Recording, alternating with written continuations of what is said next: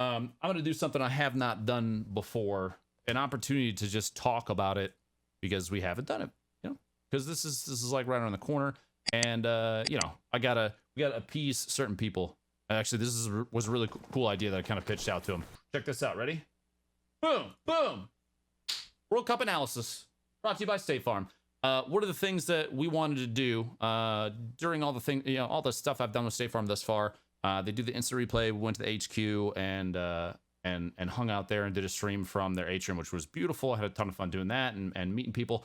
One of the things they wanted to talk about, wanted me to talk about, because my position as a commentator for the Fortnite World Cup was give you an opportunity to see kind of how things play out late game, especially because we are literally a week away from the World Cup itself, which is crazy. So quick shout out to State Farm. Thank you very much for giving me the chance to do this. I hadn't had an opportunity to. Actually, this is the player that I'm on right now has a ton of elims late game, so this is going to be a good one to keep an eye on.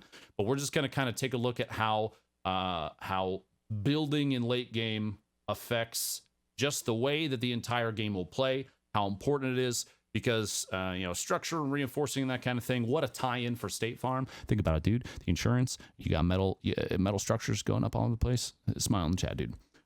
So we're gonna take a look at this just for a little bit here and go over the end of a World Cup game, because it is so important that people understand how big this kind of stuff is.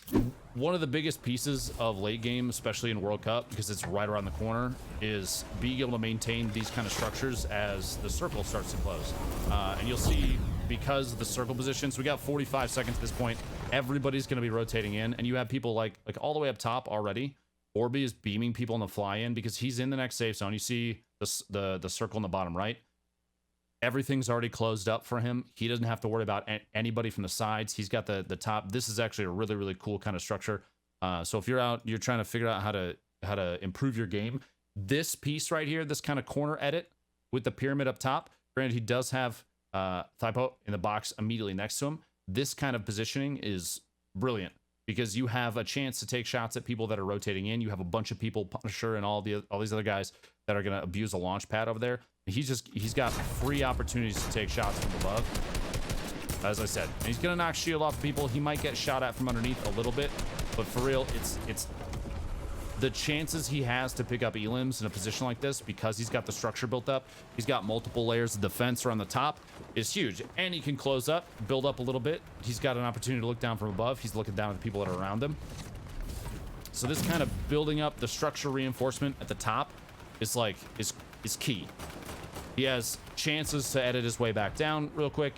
He doesn't know it, but he's got a couple layers of like uncontested ground underneath him. So this little spot, as the circle's about to close, you're gonna have to see here where this next circle goes. Everybody's gonna go northwest. So at this point, you have some interesting opportunities. You've got people that are already like Clicks is down here, very weak. He's basically stuck in a box fight against Mango, but he has structure that's already established too, and can start tunneling out away from a lot of this, which is his spot. Even though if he had more HP, more shield, his spot would be impeccable. This would be insane because he didn't have to worry about any of these people back behind him. He basically just needs to plow the road ahead and stay at the front of this, because everybody else all the way up top over here, all these people are going to be looking for chances to rotate without having to challenge anybody or get challenged themselves. He's in a great position. Like I said, the HP is bad, but the rest of what he's doing right now is great. Mango's got the baller too, so these two are both in some of the best spots out here. Cardini's not doing too bad either. Sean, the metal down there, he's got a baller as well. So like what I was saying, the structure, just the method that they're using to build across, you've got people fighting up. Hopefully once we get to the last couple zones, you'll be able to see just how tight the last couple seconds are for walling and flooring and ceiling, just to close off only the spots you need. So here we go. Rifts, we're still in at this point. We got people flying in from the top. These structures, look, Orby's still up top, hanging out, very edge of the circle, moving forward. Everybody's rotating. Clicks and Mango have a chance here to take shots. Look at them both. Literally firing back at people as they're moving, and the structures they're sitting in are key. I can't believe the World Cup is a week away. Be able to watch and how things are taking the next step, especially because the meta has changed as we've gone forward. Things, we've had additions and removals of stuff. Ignore the bug, the water underneath. It's just a visual thing from the replays. I promise you there's actually ground there. The feet up top, and everybody's kind of getting smeared off at this point. Orby got taken out on the outside, ended up having to drop down. But here, jammies, you have multiple layers already. You have the flat floor in the pyramid. Jammies is boxed up. It would not surprise me if he takes an opportunity, keeps building forward. He's not quite in the safe zone yet. No, he is right there. He's gonna layer up a couple floors underneath. Doesn't want to burn through too many materials. You got everybody rotating forward. And actually in the middle of this. So threats is a good one to keep an eye on. I'm gonna follow the path that he took because he kind of went up underneath and edited his way through. And at this point, right about here, threats on his way up unchallenged from the sides and the back. And he's just kind of moving forward. He doesn't have to waste too many mats. In fact, he probably doesn't have too many mats up to this point. Let's check real quick. That is threats. Where is he? Yeah, there he is. 59 builds.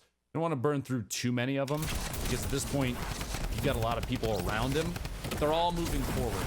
This kind of late games, don't forget places, that kind of thing. You're not going to see people burn through materials too much because late game, they're so important because you don't know if you're gonna be able to pick up additional materials off of eliminations, that kind of thing. He got lucky and picked up a ton of wood. So he was back up to 70. That was actually a really good like little moment there. Let me pop back to drone free. Threats, where are you? There it is. So as he's moving forward, some of the sections, because he's right against the storm and he knows people are moving, he's gonna wall off behind him and kind of can up the tunnel that he's in. He's not going to get overzealous with material usage until he's in a spot where he's like, all right, I'm going to sit here for a second and take a chance to kind of to just wait. He's going to wait a second. He's reloading the shotty. Doesn't have to push. Now he does. Moves out underneath. He's got Pate right above him that's already building up a couple layers. He doesn't necessarily have to worry about too much. So he's not closing off his backside until he's in a spot where he can sit. Threats gameplay there is kind of like, as the storm's closing in, and you'll see players do this a lot, the storm is closing in, they're going to make boxes and sit for a second, but they're just going to use the ramps and use everything and move forward only like in limited supply. If they know that everybody's moving, they're just ramp, and they get to a spot where they feel comfortable, they'll just box up for a second and look for people to take shots at. Threats is doing a really good job. See, look at this. He's just moving only the floors that he needs to at a certain time. He's not boxing up his backside yet, dropping in. That's a really good example of exactly how to not burn through too many mats. He's down to 14 metal left, chilling down there in the bottom. And in his second year, you see he's going to have to use his material pretty sparingly. All the way across into a box. Does push. Pate was the person that was layering above him earlier. So he pushes in, picks up some more materials there, back to 34 builds. He knows there's a guy above him. Look at this. Moving forward, moving forward, moving forward. Really, honestly, super solid decision making there from Threats. Just opting to not burn through too much material. Shot on the outside, looking for people kind of rotating. Moving through, using the structure that's already there. This, dude, like, okay. Take note on this kind of thing, especially late game. Threats opts to push into other people's builds that he knows are not there anymore, rather than burning through his own materials. This is super intelligent gameplay. I picked one at random too, because I knew being able to find stuff like this late game from these kind of players is going to be super easy to locate. Moving across still, not burning too many materials until he gets to a spot where he's like, I'm going to station up here for a second. He's down to 2 builds left. He's going to have to wait and see if he can spot somebody. Goes for a drop in, little edit down underneath. At this point, no materials left. He's going to get picked from the outside a little bit. And that's super lucky. Threats finds a ball just chilling out in the open. Jumps in and decides, yeah, I'm just going to yoink this, start the rotation. Doesn't have to fight anybody. Doesn't have enough materials to get involved directly. But now, it might not have been his baller, but he opted to I don't want to fight any of this. I'm going to fly away. He's going to chill on the outside for a second. Trying to rotate up. Looks like he's getting stuck underneath in some people's structure. You got rockets from above too. I'm going to kind of zoom out and try and get a wide angle of this at this point, because you have grenades in the ultimate high ground. People building up. I believe that's Perennium right there. Perennium? Premium? It's supposed to be premium. It's almost premium, dude. Down there in the middle. It's just that kind of clicks to a good... I want to actually pop back a second. Let me go back to clicks. Watch this ridiculousness. Gameplay. Let me pop back to here, dude. This rotation is ridiculous.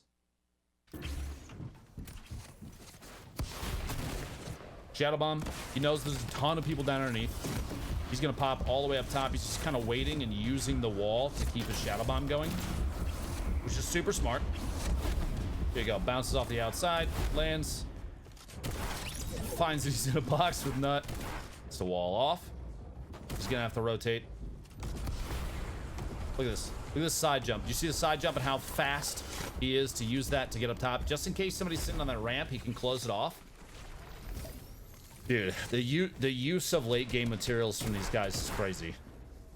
He's got 100 builds, so he doesn't have to he doesn't have to be too sparing with it. Plus, he's about to pick up more if he's lucky. There's 8 people left at this point too. He's got ultimate high ground. Just take shots of people rotating in on the outside of the storm. They're trying to land on him, but it doesn't matter. He's got ultimate high ground. Just kind of layers up. Look at this. Just waiting. Doesn't need to get aggressive. Trying to boogie somebody down underneath. A little bit of like, I'm gonna mess with people.